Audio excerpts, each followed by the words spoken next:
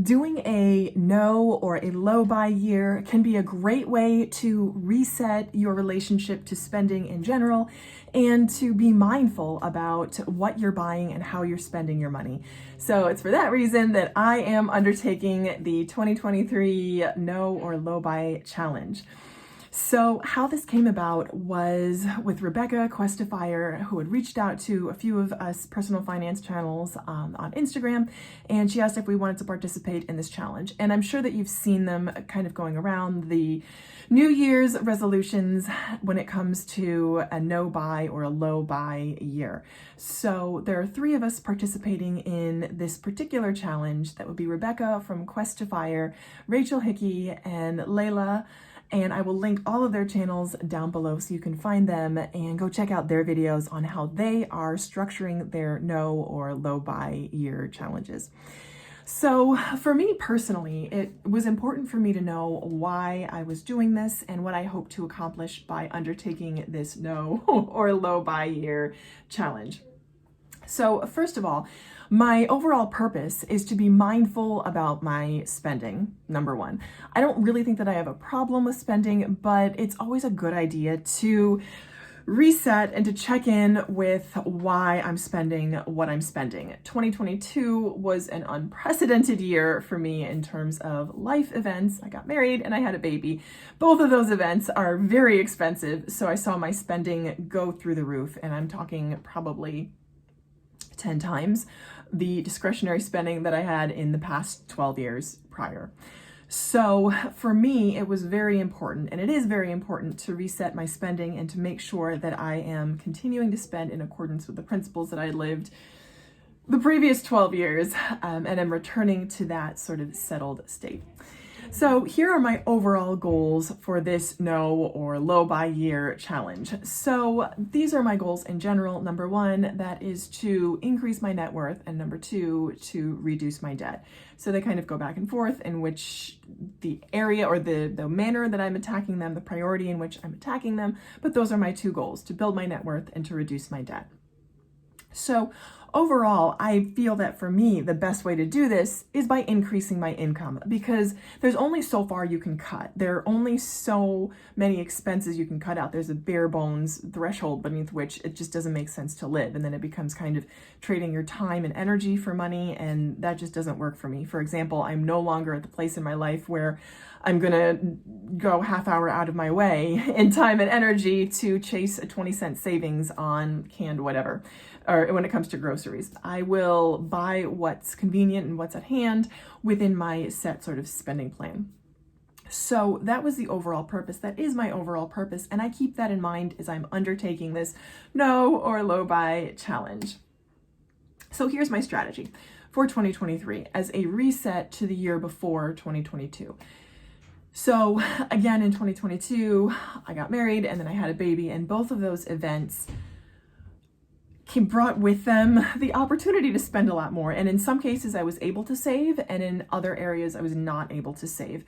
So I think by nature, I'm a very frugal, thrifty person. I will always look for a way to save money and to kind of make my dollars stretch the furthest. That's just who I am. That's always how I've been. However, because there were so many expenses that came with both events, I really want to challenge myself to make sure that I am once more using the money that I have to the best of my possible ability. So my strategy in resetting my spending mindset is this: I will, as always, continue to look for the lowest cost option first, but be mindful of trading my time for money. So for example, when it comes to things for the baby or things for myself personally or things for around the house, I'm a member of several low or no buy groups in my area. And I also use Facebook Marketplace. I sell on eBay when it comes to making the most of items that I already have, to decluttering, and looking for things that might be a significant investment. For example, when it comes to the baby, I heard great things about this new bassinet, and I ended up buying one used for about a quarter of the market price. Spoiler alert, that didn't end up being a great purchase because it just didn't work for us.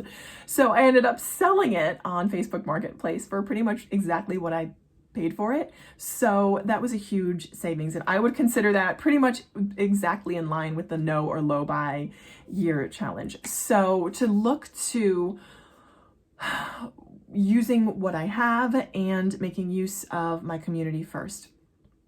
So looking to those low or no buy groups and eBay, trying to get things used where possible first. Here's the caveat with that. Sometimes, often, getting an item used requires a significant exchange of time and energy. So I know in both instances, both buying the SNU and selling the SNU required a significant exchange of energy and time and investments that buying it new would not have required. So just recently also in selling the SNU, I saw that amount of energy expended and I was like, wow, this is a lot of energy and a lot of kind of, I'm going to say time, like not hemming and hawing, but a significant amount of uncertainty in terms of selling, both selling and buying. Same with the no or low buy groups that I'm a member of, which can be a great resource.